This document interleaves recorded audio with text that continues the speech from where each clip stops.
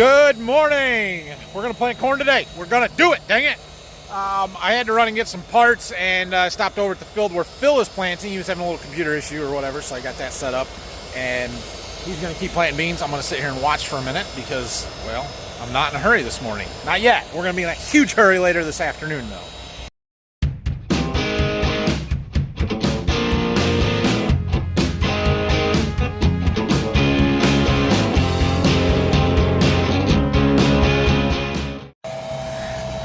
I don't think Phil could ever pull a tank. He backs into too many corners.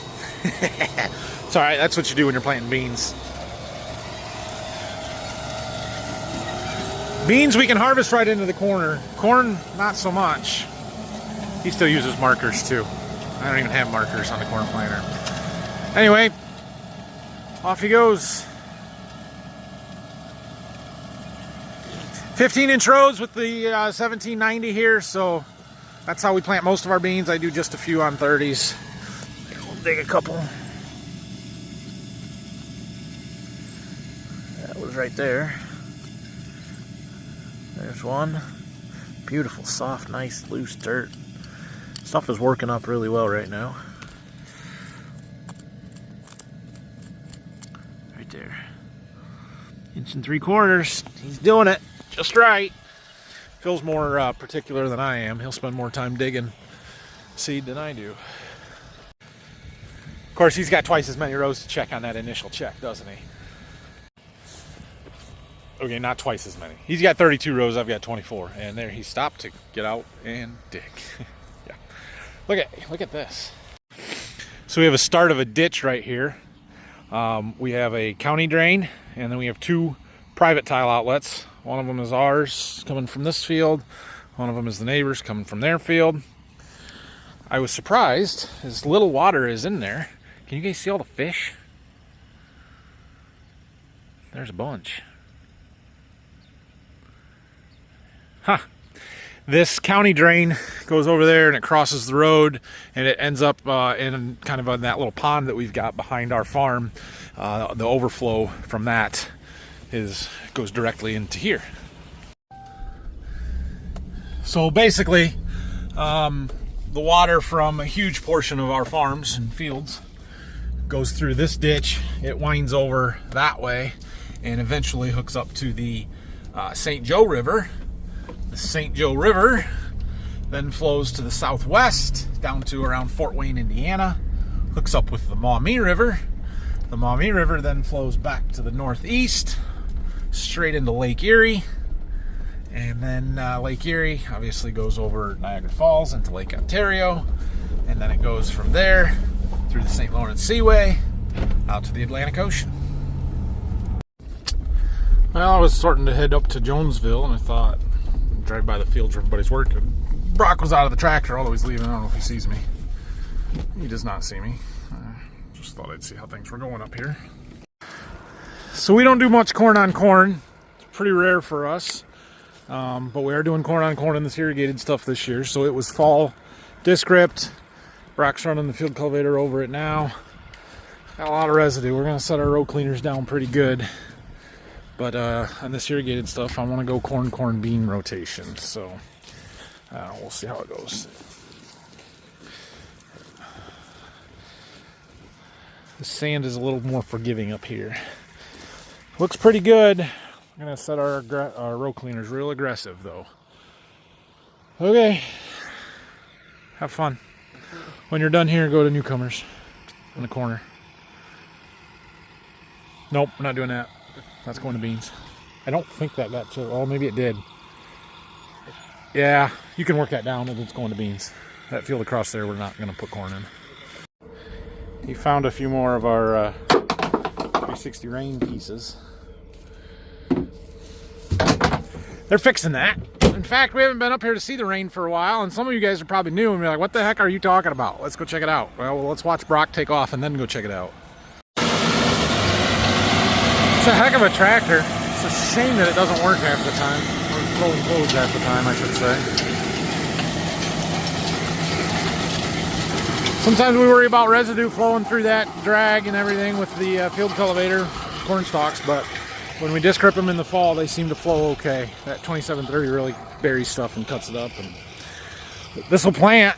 We just got to get all that residue moved out of the way. We don't want cornstalk residue hairpinned in the trench. So you don't want your seed openers to kind of push it down and then put a seed right on top of it. That does not lead to good seed to soil contact. You get uneven germination. It's a problem. That's why we have row cleaners. It will push that stuff out of the way so that our seed discs run in clean dirt.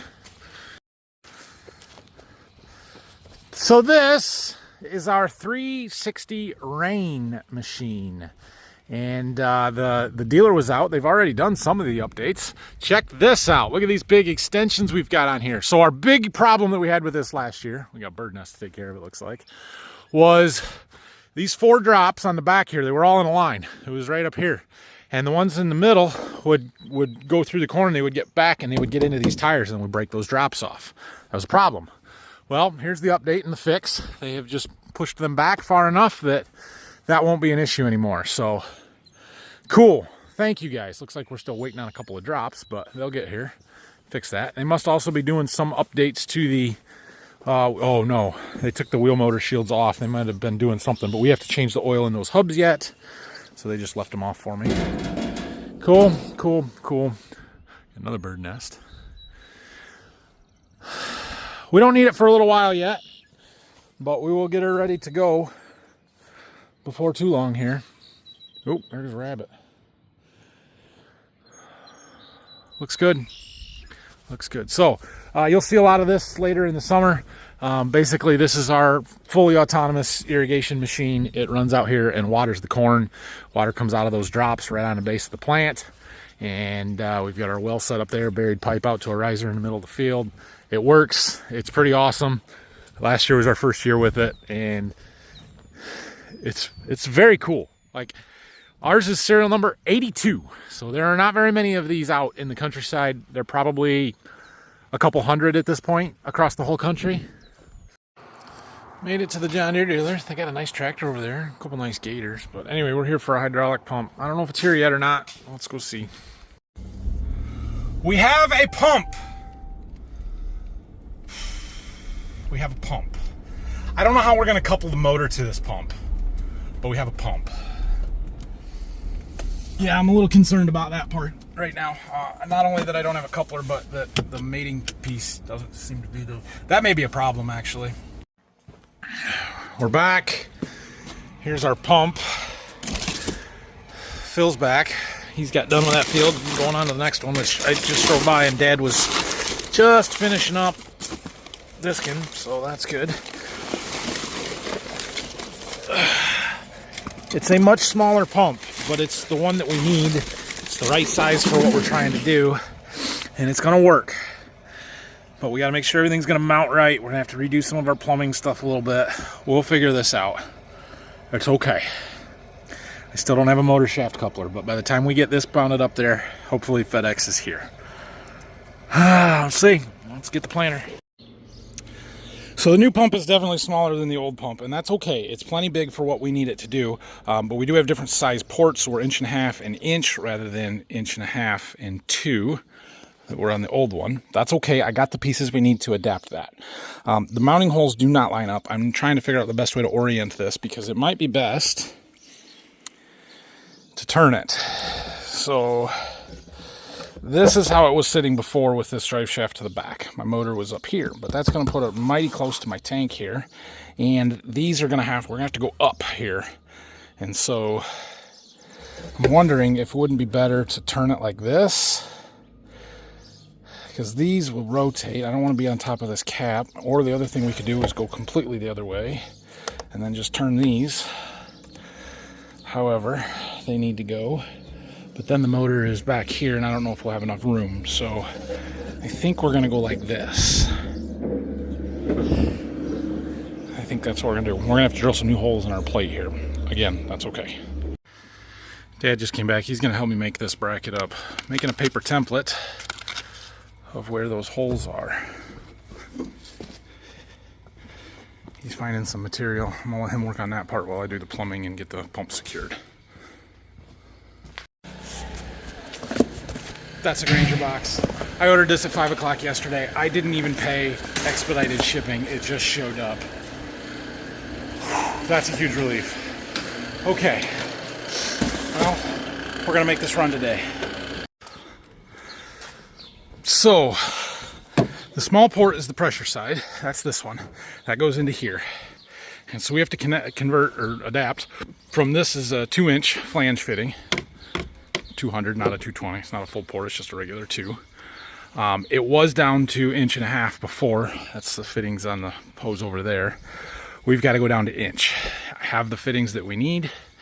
It would have been much easier if they would have had the exact fitting that I need, but that's okay. This will work. So we need our clamp on there, and then we just need a hose to go from here to there. I think that's okay. The other one here was a little bit easier. We only needed 2 fittings, but we had to go from 2-inch standard to 2-inch full port back to 1.5 inches. And now we need a hose to connect that and that one. That's gonna be a little tougher. Might have a loop in it. Whatever, it'll be fine. Let's go find some hose. We're getting close here. The plumbing is done. We've got our suction line on. We've got our pressure line on. Oil in the pump. All we have to do is connect our hydraulic motor, which Dad's working on for me. So we're getting there. Be patient. Well, the Borderview Farms engineering, machining, fabricating, and assembly shop is in full bore today. We've got a plate to the motor to mount to, and we've got our coupler. That's what we need. Now we're making a plate to mold on here, and then we've got to connect the two. And then as I put this up there, I look and I think, well, shoot, we should have just went straight down to here. But I don't know if that would be any easier at the moment. So stay the course and get it bolted together, and then we are ready to roll. I think we're ready. We decided to make a bracket just to go down to there. It actually supports the weight of that pump a little bit, so it's not just hanging off the side of the pump, or the weight of the motor, so it's not hanging off the side of the pump anyway, and it'll keep it from rotating. And I think we're good. It's a good thing we still got some water in our front tank. We can test with that instead of fertilizer, but I think we are ready to go. I'm gonna open this valve. No, I'm not. Thanks, Dad. I appreciate your help. You're welcome. Thanks, Jack. Yeah. Let's go plant some corn and knock some acres out, shall we? It is 2:40. It's been a long time here. Cost me 2 days. It's only the 24th of April. We're good, Shane. That's why we're not upset, because it's the 24th of April. Let's go. All right, so we're back in this backfield here. We did about 20 acres of it yesterday, 18 something. I think we're good to go. We're gonna unfold the planter and see if we can't get some fertilizer to flow through that pump. Let's see what happens. It should all be good, but you just never know, do you? Finally, we figured it out. It took me a second. I forgot to plug the hydraulic valve back in, the electrical side of it, so they're all working. They're all working. Switch it back to fertilizer, put it in the ground, and go plant. I think. Why does that vacuum keep kicking off? It's the second time that's happened. My vacuum automation's not working. Oh, because it's timed out. Okay, we gotta increase that to constant. That's why. Okay. For whatever reason, my vacuum's now it's working though. It wasn't giving me a vacuum reading earlier, so I turned the vac automation off, and now it is. So now we can turn that back on, but it requires a restart. So we're just gonna run it on manual for the rest of this field probably, because I want to go. Yeah. Okay. We're okay. We're okay.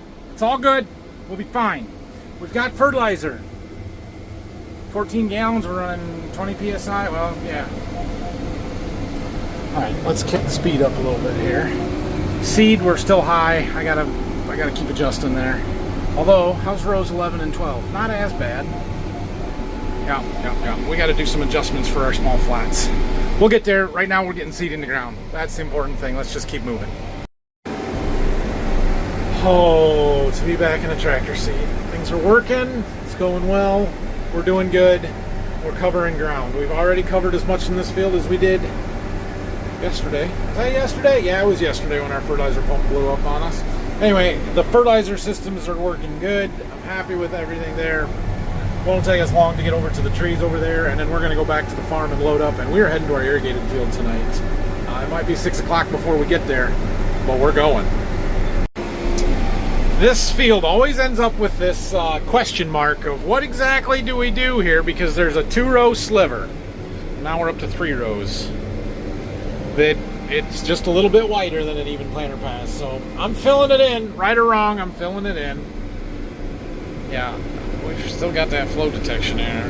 Why is it on those now? Hadn't been on those at all. Now I'm confused. There we go. Too low a flow, that's why. Now we got 4 rows and it's working. Alright.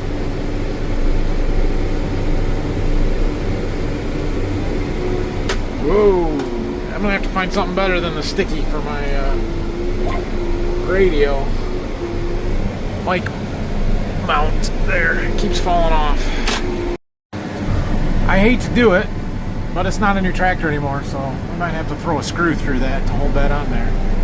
Anyway, I do have one more round in the middle here, or not really the middle, just that. We've got that to finish up, and then we go reload. Now this irrigated field, there's 173 acres up there. We are not going to get it on one planter fill. In fact, we're going to need 3 different varieties up there. We're going to put 1 box in the planter to start with and make sure we get the rest of it up there. We can take 16 of its paper bags, so we'll just take those in the back of the truck or something. We're also going to need a fertilizer tender up there. It's going to take me a while to get everything ready. This one is done. Cool, good deal. Let's go get reloaded. I ran out of fertilizer with about 200 feet left in that last pass. It'll be fine. We'll have a yellow streak there when the corn comes up and we'll wonder what the heck happened. We'll know. We'll know what happened. Alright, we do have to get the seed out of the hoppers, and I never got a low seed tank warning, which means there's at least a fair bit in there. Doesn't mean there's a lot, but it's not empty. So I think I did that intentionally. We put a little extra in because the worst thing you can do is run out. Yeah, it's going to take me a while to get ready to go. It is not quite 4:30 yet right now. If we're planting by 6, I'll be pretty happy. I have got a plan. Okay, so we're going to need to fill that tender truck up with some liquid fertilizer for this field. We cannot take everything that we would need on the planter in the wagon behind it. So we're not going to try. We're just going to take what we have to be able to get the rest on that truck, take the truck up there and finish loading at the field. Same with the seed. We need 2 boxes and a pallet on the seed tender, pallet in the back of the truck. So we're going to get all of that already and take it up to the field and load up there. Forget the parking brake every time. Phil's making his way through the bean boxes. Got a pile of empties over there, plus I got a few down in the seed warehouse. I got the bags in the back of the truck. I got the 2 boxes on the tender. We're going to hook those 2 things up, and it can go up to the field. Jack is still here, and so while I've got help, I'm going to have him come pick me up. That's the thing. Like, very, very rarely do I load in the field. It's almost always here at the farm, and then we go to the field and we plant everything and we come back. But this is one of the few fields that we have that's big enough I can't do it in one trip. And it's only 3.5 miles away, but there's a narrow bridge that you can't get across with the tractor, so you got to go an extra 2 miles out of the way.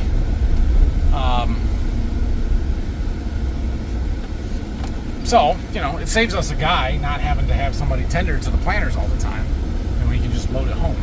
It's not always that easy, but it's what we try and do.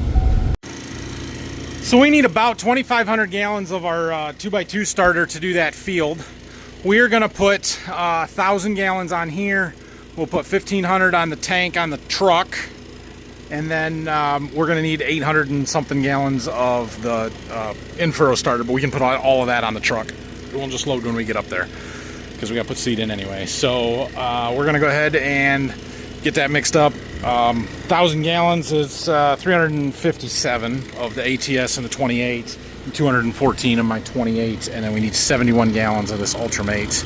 And so that's the slow part, so I'm pumping it in here, letting it get ahead as far as possible while I get some other stuff around, and then we'll start pumping. Brock is back here changing some shovels and fueling up, heading out to the next field. I seriously need to reevaluate how long it takes me to load up and do all of this stuff. When I said planting by 6 we'd be doing good, I meant it. It's now 6:45, but we're loaded. This truck is got everything on it that we need. We're gonna head up, take it up to the field. Jack's gonna bring me back, and then we'll come get our planter and load the planter, and then we'll go plant. We will not be taking the semi over the 7-ton bridge. Nope, not doing that. Let's roll out with the planter. All right, so this is our irrigated field. It is where we run our 360 rain. We're going to talk about what that entails for planting purposes once we get up there, but we've got to make sure that we're connected on the 360 rain part of stuff too. So we're going to make sure we're doing this right because we don't want to mess this part up. All right, we made it. We need seed. We need pop-up fertilizer, so we're going to start there. And my 360 guy is here to ride with me because last year we had some trouble when we were planting this field, and he wanted to be here to make sure that it all goes well. It's just fine with me. Fertilizer pump is pumping into that tank, and we got seed going in here. 114-day corn, 14B32 is our variety that we're pushing the crap out of this year. We've got a box of it.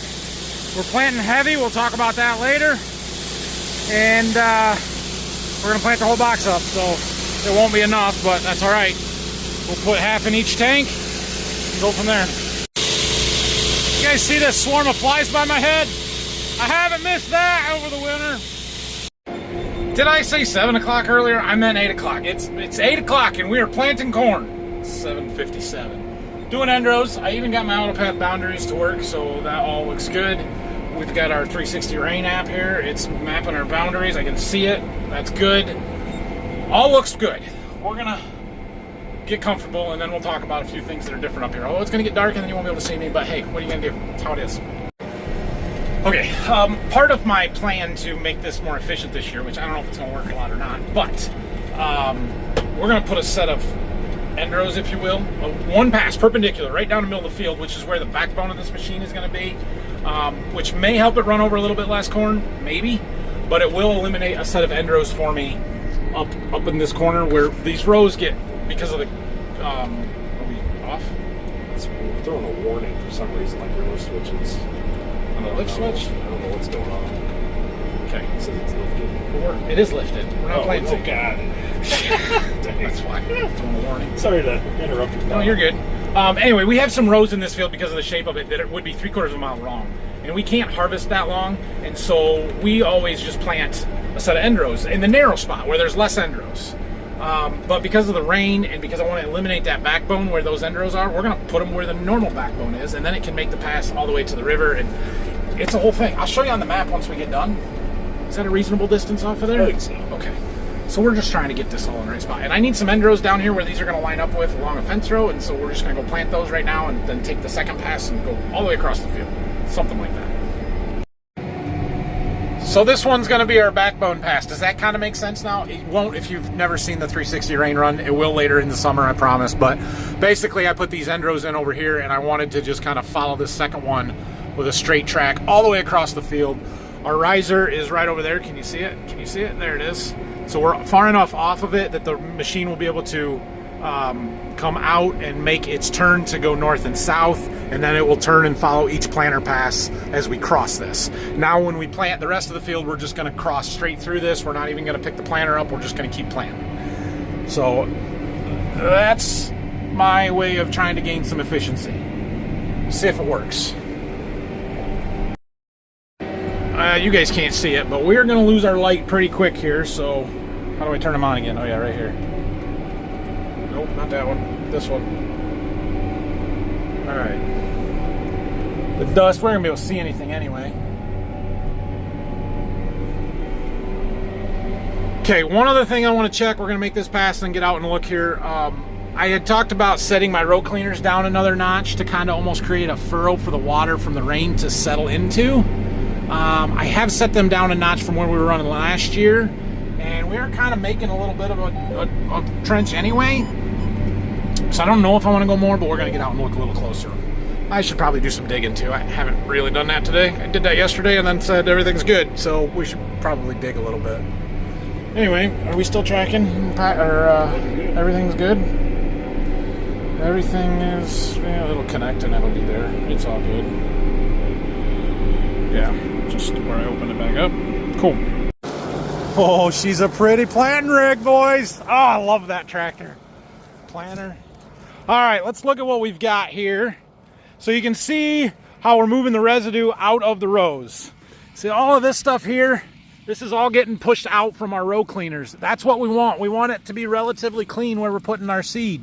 Let's look down here. Let's find that seed. Oh, it's nice loose dirt. This is some of the heavier ground where we're at right here.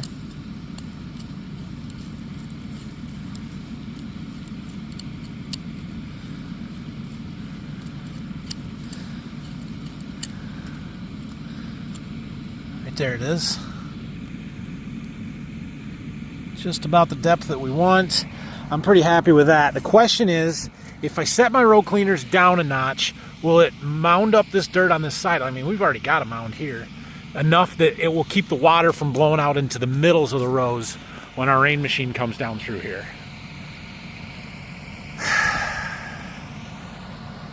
Thoughts? Definitely got a furrow. So I think You think we should leave it or think we should drop them one? I'm thinking about it. Well, we're doing okay here. We are moving across the field. For the most part, everything's working pretty good. Our singulation is better. It's still not great. I wish it was better than it is, but we're in the high 97s, 98s. It's not great. It's okay. As far as the rest of it, all is good. This keeps alarming to me, but it's because it gets in a high rate zone and then it spikes high and then it drops in the zone and so it spikes low and it just beeps a lot. I'm going to turn the volume off, I think. We have covered, what have we covered? 41 acres so far. It's about like that. You can see my different population zones showing up in there. So let's talk about this field a little bit, shall we? So this is our irrigated field, and you can see the shape of it up there. It's quite odd shaped. And so we run our 360 rain up here, which is fairly unique at this point still. Well, it works a little bit different than most irrigation stuff. If you didn't see it last year, you will this year. But basically it's autonomous. It follows our planter passes, which is why we have this second iPad monitoring the connection to the 360 rain, and all of the green lines are the planter passes that the rain is going to follow later this summer. Now, because of that, we're doing things just a little different up here. Like I said, we set our row cleaners down a notch, and it's making a little bit of a furrow where the seed's going to sit. Now, normally that's a bad thing, and you don't want to do that because you don't want water to sit on top of the seed trench and saturate that root zone, especially in the spring here. But this field is relatively sandy. For anything that we have, it's sandy. And so the chances of crusting and ponding water are pretty low. Now, maybe in some of the dips and stuff a little bit, but for the most part, it doesn't hold water. So crusting, saturated soil is not a huge issue. What it will do is that when that rain comes through, it's got those wide drops on the bottom, and it will allow that water to kind of sit right in that root zone and soak in right there, rather than blowing out and covering the whole middles of the row. It concentrates the water, makes it more efficient, more effective, basically. So that's why we're trying that. That's going to be a good thing. Yeah. The other thing we did different was that pass that we planted straight through the middle of the field, and I think that's going to help. We'll see if it does anything later in the year or not, but we're going to try that. Okay, I got a few more end rows to plant, so I'm probably going to have to put this down and catch it up later. We're getting around the corner of our woods here. Can you see the trees? Yeah. Gotta go around the back of it. Yeah. Well, I got my end rows done, and I don't remember where we were at. But anyway, we're almost up to my riser. Do you think the next planter pass is going to come out just perfectly even like it's supposed to? That's the deal. That's the goal. We can get one more planter pass in there and not hit that. And then the next one after that swerves around it. We'll see. Anyway, that's like the home point for the rain machine. So that's where our riser is. It can reach every corner of the field from that point with the hose that's on it. I think we're going to make it. But we're slowing way down.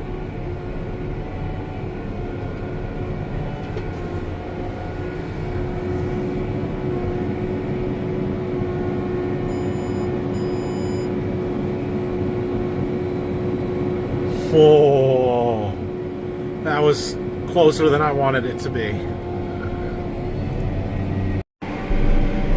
This part of the field where we're at right now is probably where we pull an NCGA corn grower's entry from. It's some of the best part of this farm right through here. I know it doesn't show much and it's dark out like this, but you can see it on the map, the dark green area there. That's our 38,000 planting population. And it's the areas in the field that over the last 3 years we've had corn here have averaged over 260 bushel for those 3 years. So yeah, this is a good spot right here, and probably where we're going to pull our NCGA plot, or at least one of them. We are out of fertilizer. I just got through that spot, the dark green there, into the center lane and stuff, and my fertilizer pressure dropped. I knew we wouldn't have enough to finish this whole batch of seed out, which is kind of a bummer. So we got to go fill up fertilizer, and then we're going to plant another 15 or 20 acres. We're going to run out of seed, and then we're going to go put seed in, and then we're going to have to go put seed in again. We've got, what do we got done? 88 acres done in this field. So we're moving right across it. It's going well. It's about 10:30 at night. It's going to be a late one. We're going to be here super late, but not much I can do about it. Yeah, there's not a lot of seed left, but they are fairly even, and I don't want to mix varieties. I'm not going to do that, not yet. So I've got those 16 bags in the back of the truck that I want to throw in next. I could throw a couple of them on the platform just in case we get stuck in the back of the field when we run out. I don't really want to put all 16 of them up here. The bags would blow away on me if I tried to do that anyway, so I don't think we're going to do that. Never mind, I changed my mind. We've got 16 bags on the platform. I was waiting on fertilizer with nothing to do, and it will save me a trip later tonight. Make things a little faster, so we're just about done getting the rest of our in-furrow fertilizer on here. We'll have all the fertilizer off. We've only got about 90 acres to go, so we're in good shape. Back up, ready to get out to where we left off. You guys see the lights over there? That's a fire truck. I came up the side road over there and made the turn. The guy was burning trash out in his field, like residue that washed up when it flooded a few weeks ago. Nothing really all that concerning, but I bet it was still smoldering and somebody was driving down the road and saw it and called the fire department, and that's ridiculous, but whatever. They'll go put the fire out for him. Got our low seed bin warnings for both bins, and they came up within, I don't know, 15 seconds of each other, so that's good. They're fairly even. I expect rows to start running out of seed any minute or any second. Just had a row start running short, so I think we're about out of seed. You can hear it blowing out to the rows. That means there's not much left. Turn that fan off. We're gonna put the other variety in. I got 99.86 acres done, and our average population is like 36,000. Come on. There, turn that noisy fan off. 36,000, and so a box should plant 100 acres. We had 99.86. That's perfect. Tanks are empty. All right, let's throw these 16 in and see how far they go. I mean, we can calculate it out. It'll do roughly 32 acres-ish, 30-something acres.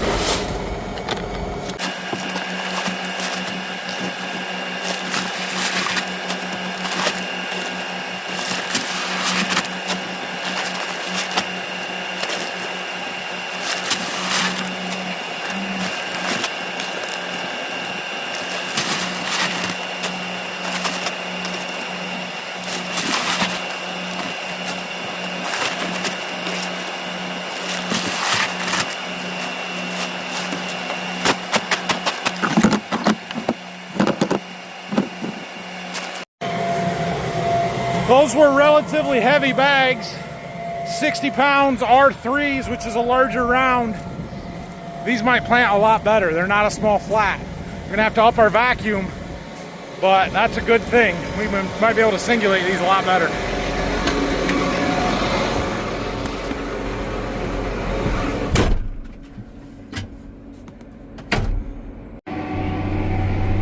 Look at that. That's our singulation. We jumped all the way up to 99.4. We were running 97.5 to 98.1, 2 sometimes to 99, and I bet I can dial it in a little better than that. Our vacuum is over there, that 15.3, 14.8, 15.1. We were running that down at 11 with them small flats and still getting skips, or not skips, multiples. Here we're got still more skips than multiples, so we're going to increase it just a little bit more. All right, you guys let me know if you have any more questions about the irrigated field and the planting and what we're doing here and why and all that kind of stuff. We do have 3 varieties going in this field, which I don't like doing 3 varieties in a field, but I only had 16 bags of this 12U11, and I really wanted to put it here because this is the variety that won my plot last year, and it won it by 25 bushel. Like, it just dominated. It was awesome corn, and so I thought, well, let's try it up here. If it looks good all summer, we'll throw it into the corn growers entry and have one of the 14B and one of this 12U, and then we've got the 11V we're going to finish the field with, although there's not going to be a whole lot of that in the good spots. We'll see. We might use some of that too. We might not. I don't know. But that's why we've got the varieties up here that we do. I like the full season corn because it gives me more time to use the irrigation to water it, to really push those yields, gives me the highest yield potential. We're not doing a ton special with the fertility on the planter in this field because we can do so much with the 360 rain in season, so that's what we're going to do. So anyway, that's that. I'm going to rock and roll here for a while. We've got about 75 acres to go, not even that now, 65 acres, and start editing this video because it is 11:30 at night, and when I get home at 1 or 1:30 in the morning, maybe, I do not want to have to then edit the YouTube video. 34.16 acres. A lot of this is in the higher rate zone though, so we're probably averaging over 36,000 on this. Well, actually, what's it say? 36,202, so we're gonna get less than our 35 acres. Just told me that a row ran out. I'm gonna check, make sure that, you know, they're even, but they should be. We gotta go get our seed tender. It's way over in that corner of the field. I don't really want to drive all the way over there, so I think we're gonna drive back to the ends and walk and get it, drive it over. I suppose I could level off that little pile, but it won't get us to the end, so that's pointless.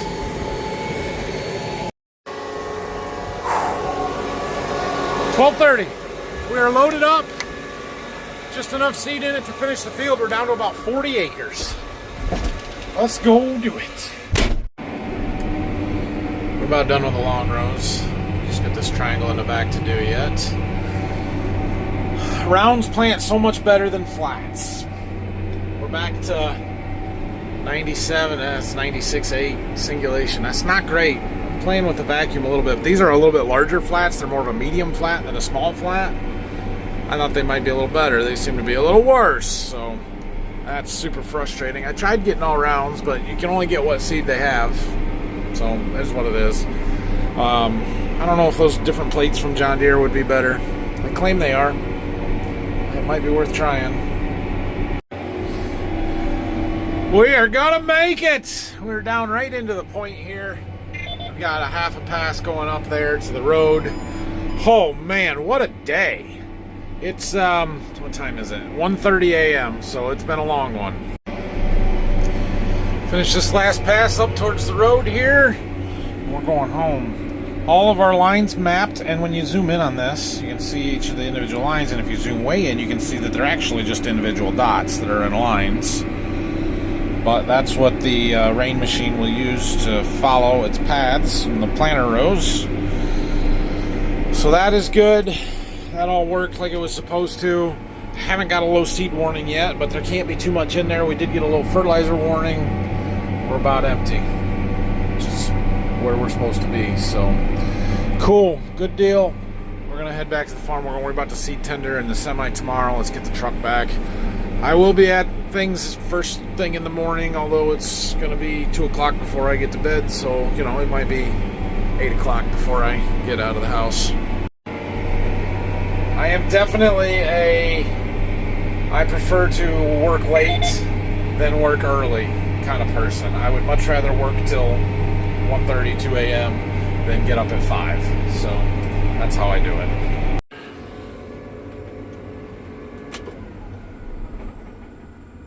Whew. All right, let's go home. We had a heck of a day. So here's where we're at after, let's call it day 3, 4 of planting. I don't know. It was only really the second day that I've gotten to do much. I guess we did a little bit yesterday. Phil's killing it on the beans. We're sitting at 511 acres of beans planted.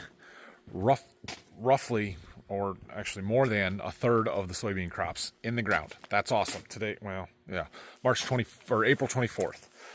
I am right now at 270 acres of corn planted, but we had 40 as of 2 o'clock this afternoon. So at 2 a.m., you know, we did 230 acres today. That's a really good day, especially for starting at 2:30, 3 o'clock before we really planted anything. So I'm glad the planter's running. We're able to keep going. We've got some ground we can plant tomorrow. There's chances of rain tomorrow, so we'll see how that goes and what we get out of it. But I feel good. We're in a good spot. It's still early. I'm thrilled with stuff. Yeah, Dad might start spraying tomorrow, which is going to slow the tillage side of stuff down, so we'll have to see how that goes. I don't think Phil has anything ready to plant for him, but I have a lot that I can plant. So have a great night. Thanks for watching this one. Don't forget to subscribe. Give that video a thumbs up, and I'm going to bed. We'll see you guys in the morning.